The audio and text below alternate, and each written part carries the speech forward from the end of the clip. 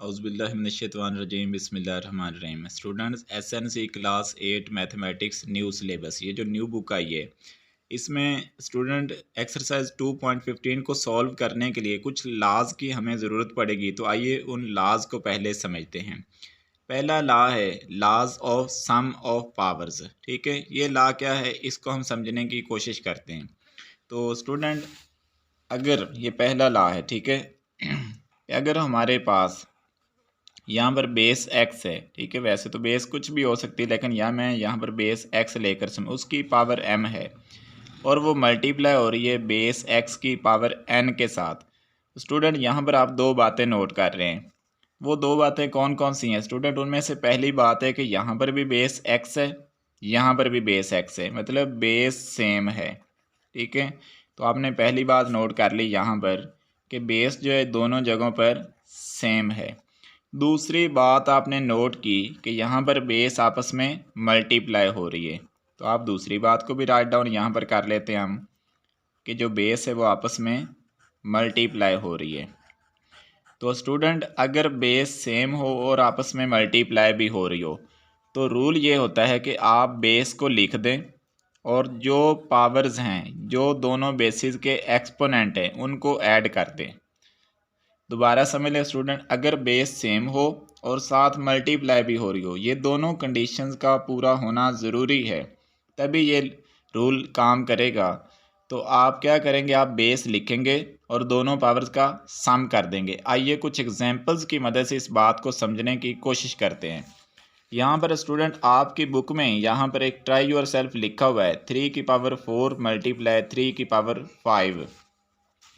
तो स्टूडेंट यहाँ पर है 3 की पावर 4 मल्टीप्लाई है 3 की पावर 5। अब स्टूडेंट हम यहाँ पर इन लाज को पढ़ते हैं। देखें दोनों जगहों पर बेस सेम है, यहाँ पर भी बेस 3 है, यहाँ पर भी बेस 3 है। तो पहली कंडीशन तो पूरी हो रही है, यानी कि जो बेस सेम वाली कंडीशन है यहाँ पर इस केस में वो पूरी हो रही है, उसको मैं टिक कर देता हूँ। दूसरी बात चेक करता हूँ कि क्या दोनों बेसिस आपस में मल्टीप्लाई हो रही हैं। तो स्टूडेंट्स हो रही हैं, यानी कि दूसरी कंडीशन भी पूरी हो रही है कि बेसिस आपस में मल्टीप्लाई हो रही हैं, ये कंडीशन भी पूरी हो रही है। तो स्टूडेंट अब रूल क्या है कि अगर बेसिस सेम हों और मल्टीप्लाई भी हो रही हों तो आपने क्या करना, आपने बेस लिख देनी है, दोनों पावर्स का सम कर देना है, दोनों पावर्स को प्लस कर देना है। ठीक है, तो दोनों पावर्स को प्लस किया 4 + 5, तो ये 3 की पावर 9 होगी और ये हमारा फाइनल आंसर आ गया। स्टूडेंट एक और एग्जांपल लेते हैं। यहाँ पर है t की पावर 2 और मल्टीप्लाई हो रही है t की पावर 7 से। अब यहाँ पर है t की पावर 2 मल्टीप्लाई t की पावर 7। हम स्टूडेंट उसी रूल को चेक करते हैं। हमने देख लिया कि दोनों जगह पर बेस सेम है, तो फर्स्ट कंडीशन तो पूरी हो रही है, दोनों जगह पर बेस सेम है, यहाँ पर भी बेस t है, यहाँ पर भी बेस t है, तो बेस तो सेम है। और हम ये भी नोट कर रहे हैं कि दोनों बेस जो हैं वो आपस में मल्टीप्लाई भी होते हुए हमें नज़र आ रहे हैं। तो स्टूडेंट हमने ये रूल पढ़ा है कि अगर बेस सेम हो और आपस में मल्टीप्लाई भी हो रहे हों तो रूल ये कहता है कि आपने बेस को लिख देना है और दोनों पावर्स का सम कर देना है। और जहाँ पर दोनों पावर्स क्या हैं 2 और 7, तो 2 और 7 का सम कर देंगे तो ये बन जाएगी t की पावर 9।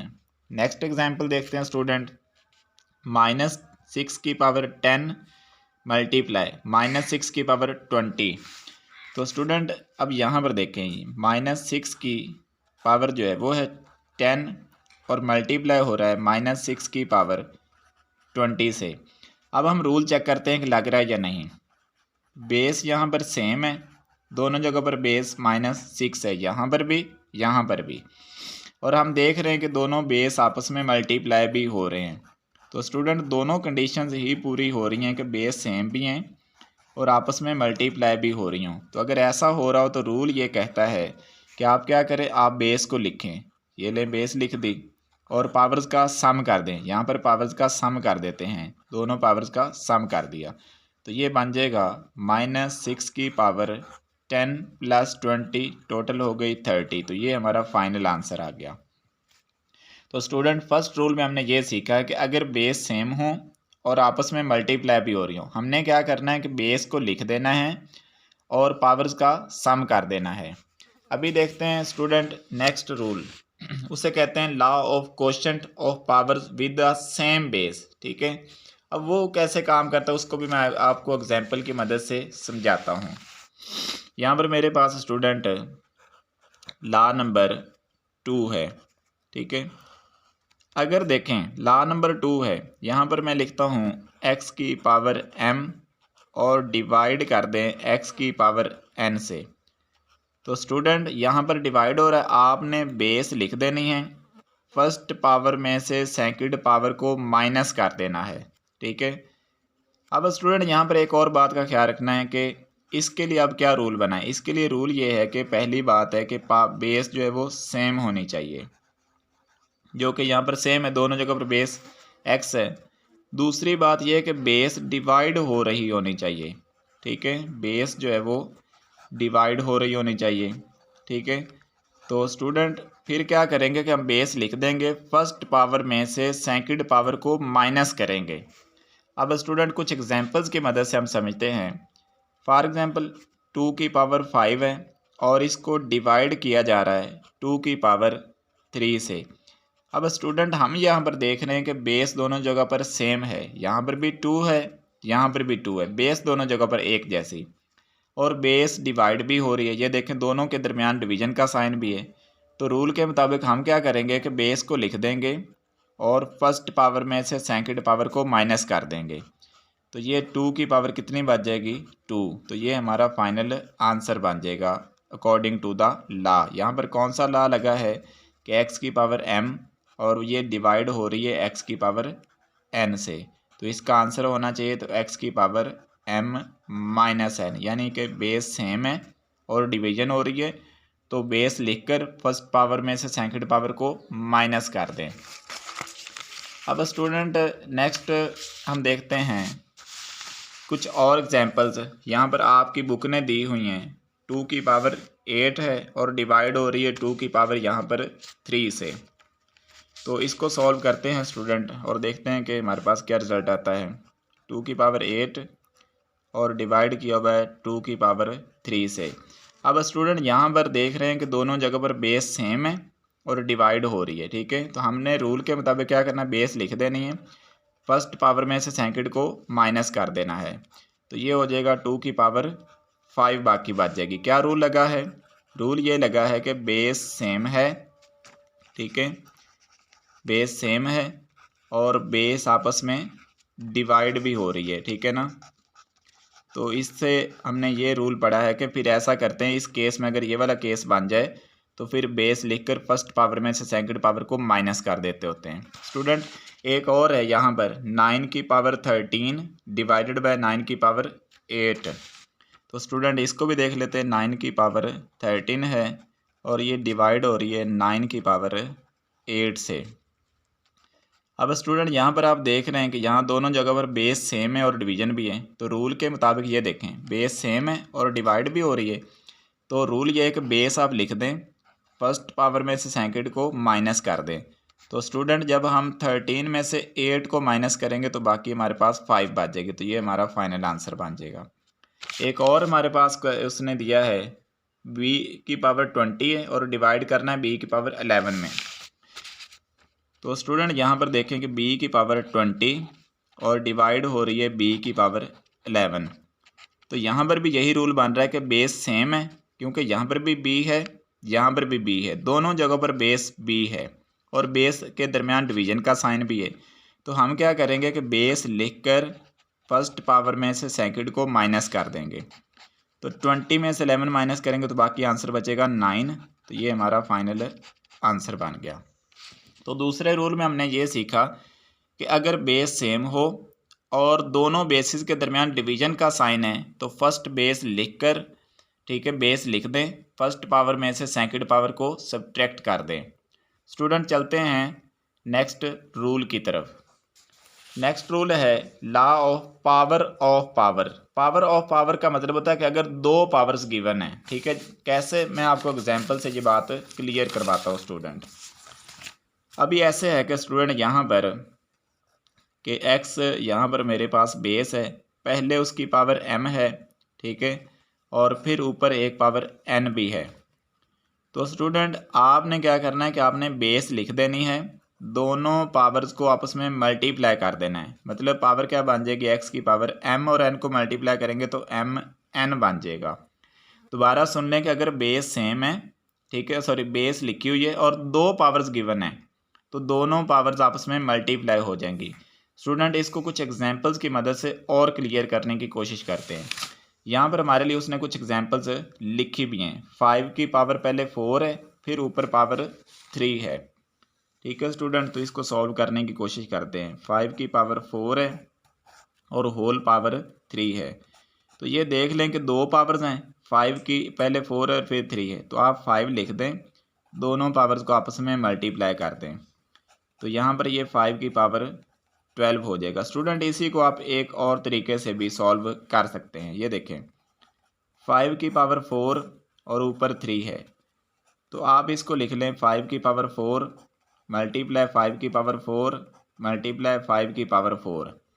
क्योंकि पावर 3 है ना, आप इस सारे को बेस कंसीडर कर लें, आप इस सारी चीज़ को बेस कंसीडर कर लें। और पावर कितनी है 3, तो पावर वो नंबर होता है कि बेस को कितनी दफ़ा आपस में मल्टीप्लाई करना है। तो अगर मैं पावर को 3 कंसीडर कर लूँ और बेस में कंसीडर कर लूँ 5 की पावर 4, तो 5 की पावर 4 आपस में 3 दफ़ा मल्टीप्लाई होगा।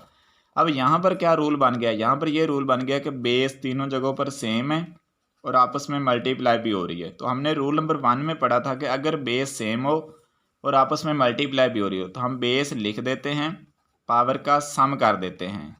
ठीक है, तो यहाँ पर ये पावर 4 + 4 8, 8 + 4 12, तो यहाँ पर भी 5 की पावर 12 ही बनना है। तो स्टूडेंट आप दोनों तरीक़ों में से जिस तरीके से मर्ज़ी सॉल्व कर लें, चाहे आप बेस लिखकर दोनों पावर्स को आपस में मल्टीप्लाई कर दें या फिर इस रूल से कर लें। वैसे ये वाला रूल जो है मल्टीप्लाई करने वाला ये ईजी और शॉर्ट है।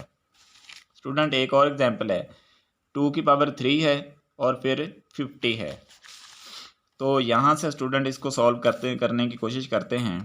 पहले 2 की पावर 3 है और फिर होल पावर 50 है। अभी हमने रूल पढ़ा था कि अगर दो पावर्स ऊपर नीचे आ जाएं तो वो मल्टीप्लाई हो जाएंगी। 2 की पावर हो जाएगी 3 × 50, तो ये स्टूडेंट हो जाएगा 2 की पावर 150। तो ये हमारा फाइनल आंसर आ गया। अब स्टूडेंट यहाँ पर अगर हम इस मेथड से करते तो हम 2 की पावर 3 को 50 टाइम्स लिखते तो बहुत वो लंबा हो जाता है, इसलिए आप मल्टीप्लिकेशन वाले तरीके से ही करें। एक और दिया गया 8 की पावर 100 और ऊपर पावर फिर 3 है।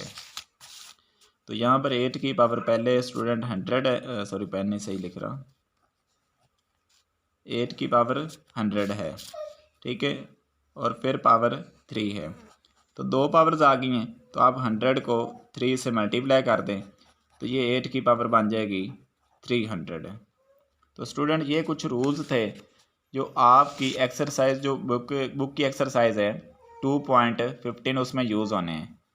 अभी एक दो रूल्स और हैं, वो भी मैं आपको क्लियर करवा देता हूँ स्टूडेंट, कि अगर दोनों बेसिस डिफरेंट है, अभी तक तो हमने पढ़ा था कि बेस सेम हो तो फिर क्या होता है, अगर बेस डिफरेंट है और पावर सेम है तो फिर क्या होगा। ठीक है, जैसे यहाँ पर x की पावर m है और मल्टीप्लाई y की पावर m है। अब स्टूडेंट आप यहाँ पर देख सकते हैं कि बेस डिफरेंट है। ठीक है, यहाँ पर बेस डिफरेंट है, यहाँ पर बेस एक जगह पर x है, एक जगह पर y है, बेस डिफरेंट है। और यहाँ पर क्या है, पावर, या फिर आप यूँ कह लें कि एक्सपोनेंट क्या है, सेम है।